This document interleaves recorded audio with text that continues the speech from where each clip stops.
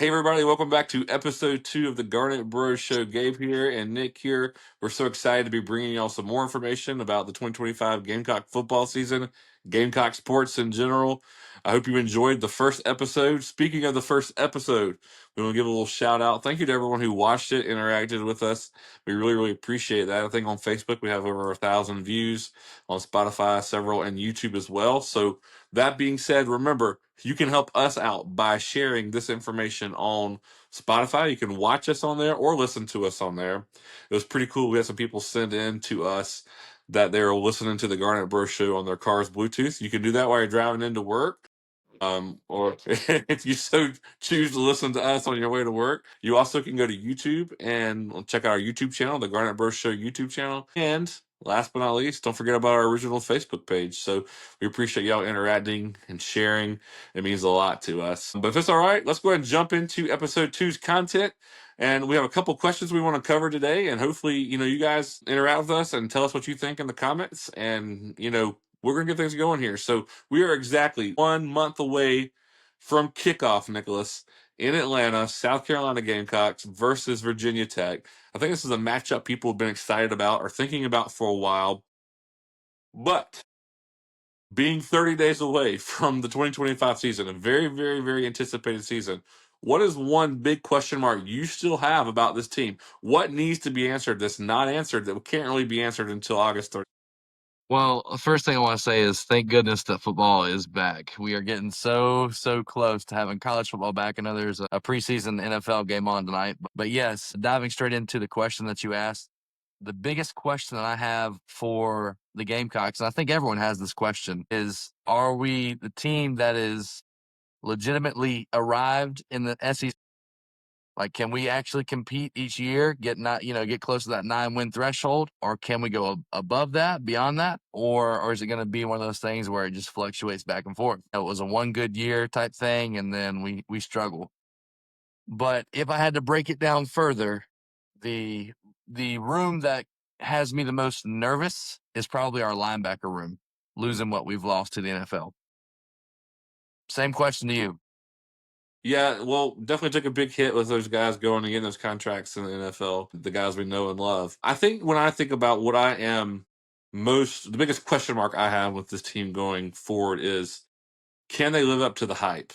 Can they live up to the expectations? And speaking of that, where is South Carolina nationally? Like, what is your vibe on that? Some people have us as a contender, dark horse SEC contender potentially. Some people have us in making the playoffs, and some people have us going 6-6. Where what's the vibe on this team nationally? It's hard for me to gauge. I think everyone thinks Lenore Stellars is going to be phenomenal, but I think the biggest question marks are, can the defense replicate the production and efficiency it did last year?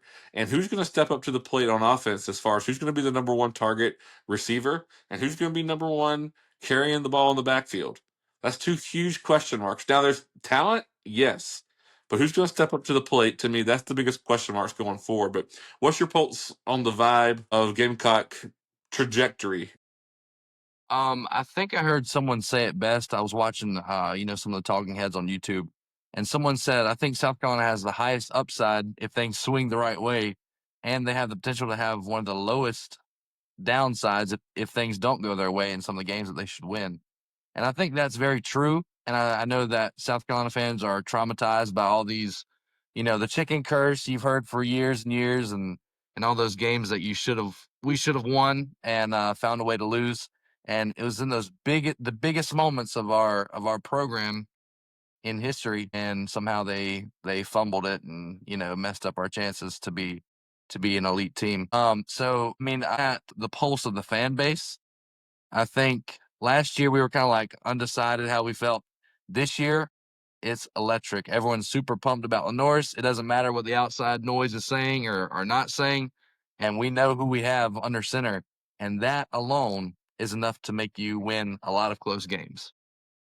I heard some people speaking today, actually, on the flagship radio station in town, and they were saying of the SEC quarterbacks, some of the best ones that come to mind: Nussmeier, Lagway, Sellers, and they were mentioning of those three, which one has the biggest impact to affect their team if they're on the field or not on the field. And their argument was that Or they also mentioned Arch Manning at Texas, and their argument was that Sellers and Lagway have the biggest impact on what happens as a result of the game because they're difference makers for their team, whereas the other teams are more stacked talent wise. But you mentioned close games. Going forward, let's talk about that real quick, our schedule. What do you think going forward, looking at our opponents? Who is most overrated in your opinion, and who's most underrated? Someone we shouldn't overlook. So who's overrated and who should not be overlooked? Give me two teams and why. All right, I'm gonna give you the overrated first. I think the most overrated is probably Alabama, and I think that because Alabama has a certain pedigree and they have that blue blood type program, lots of wonderful coaches. I mean, Nick Saban, the all-time winningest coach, and probably just the largest figure of the sport itself at a coaching position. There's it's not his team anymore. He's not, the main person coaching them and leading them out, but Alabama is always going to be a blue blood. It's like Kentucky basketball.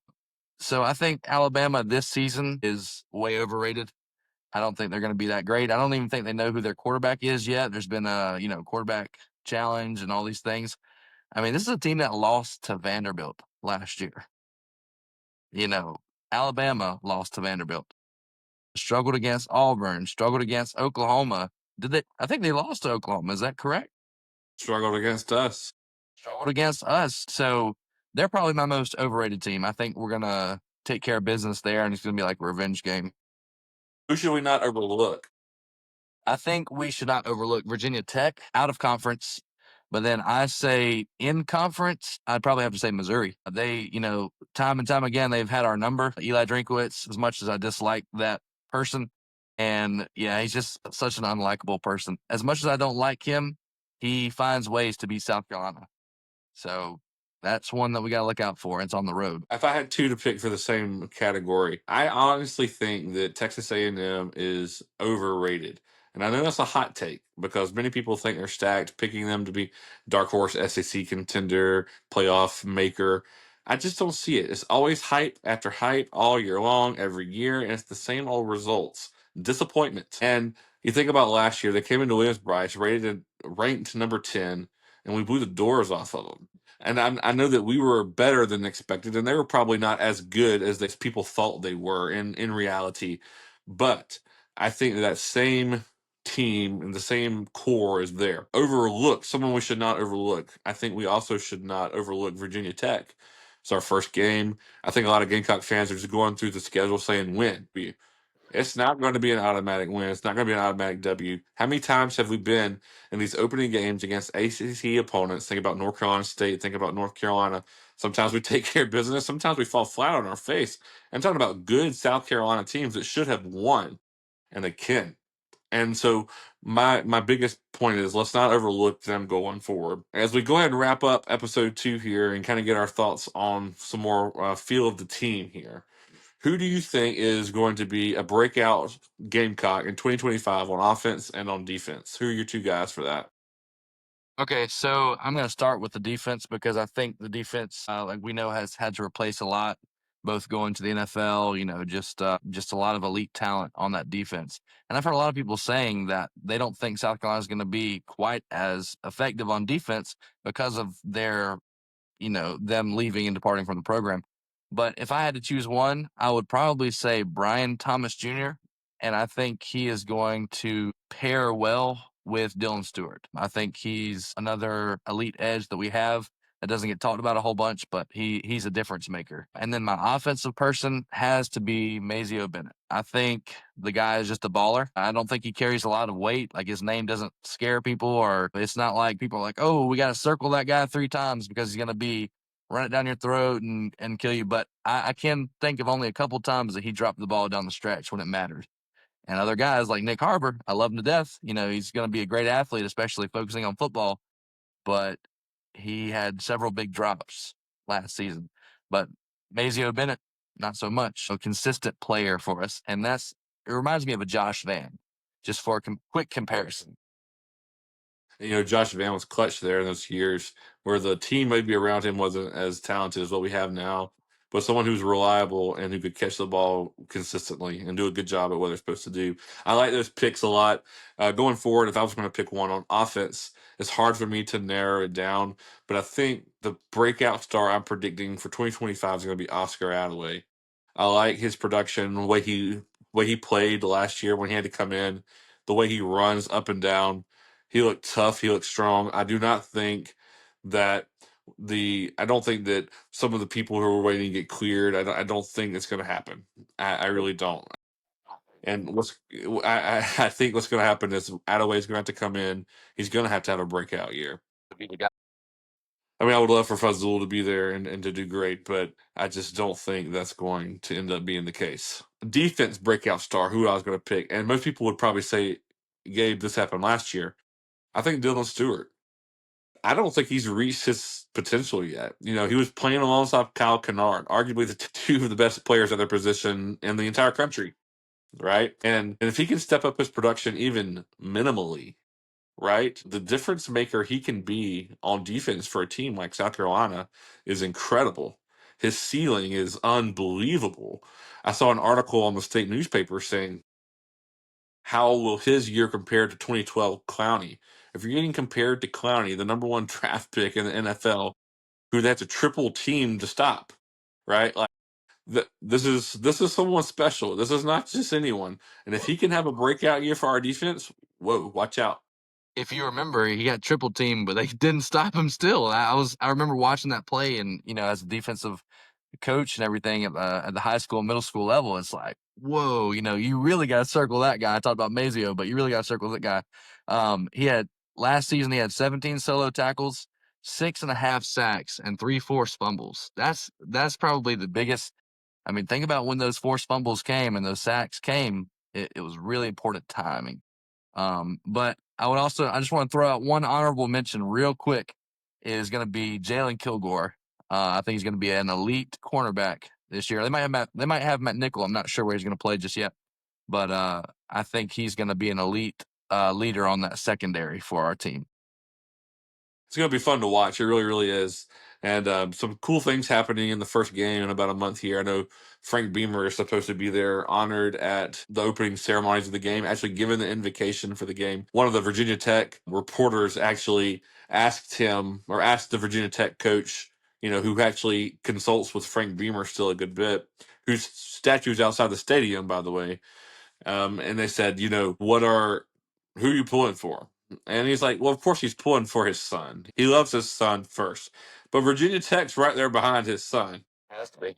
Frank Beamer, when they asked him directly, said he just hopes both teams play well. So he gave a safe answer, but hopefully he's pulling for the Gamecocks on this one. We could use a little extra Beamer luck.